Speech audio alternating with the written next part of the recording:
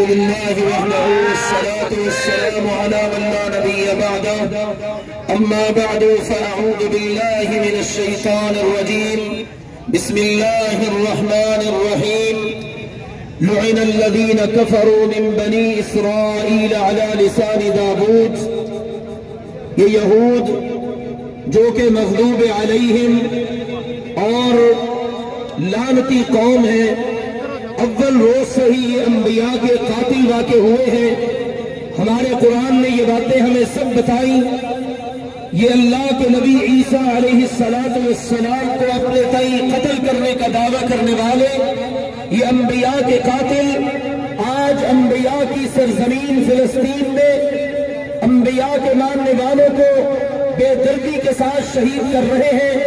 میں یہ بات بتانا چاہتا ہوں، یہود ناپاک ہیں اور القدس یہ پاک سرزمین ہے۔ پاک سرزمین پر ناپاکوں کے قدم کبھی جم نہیں سکتے انشاءاللہ۔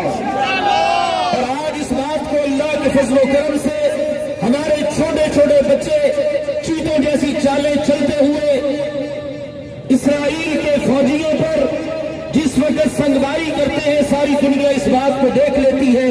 ہماری عزت وہاں اور عفت مآب مائیں اور بہنیں کہ جن کے پاس جدید اسلحہ نہیں، لیکن وہ بیچاری جہاں تک ہو سکتا ہے پتھروں کے ذریعے القدس کا، مسجد اقصی کا دفاع کرتے ہیں۔ اور آج وہ بھی نظر آتا ہے کہ ایک معذور ویل چیئر پہ بیٹھا ہوا اپنی غلیل کے ساتھ جدید اسلحہ کا مقابلہ کر رہا ہے۔ یہ باتیں ثابت کر رہی ہیں کہ مسلم حکمرانوں میدانوں کے اندر اسلحہ نہیں لڑتا بلکہ ایمان اور کفر لڑتا ہے، اور جیت ہمیشہ ایمان کی ہوا کرتی ہے۔ اٹھو مسلم حکمرانوں، 1.5 ارب سے زیادہ دنیا کے اندر مسلمان بستے ہیں۔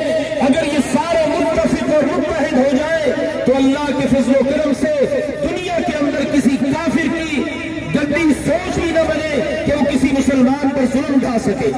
آج افغانستان نے اس بات کو ثابت کر دیا۔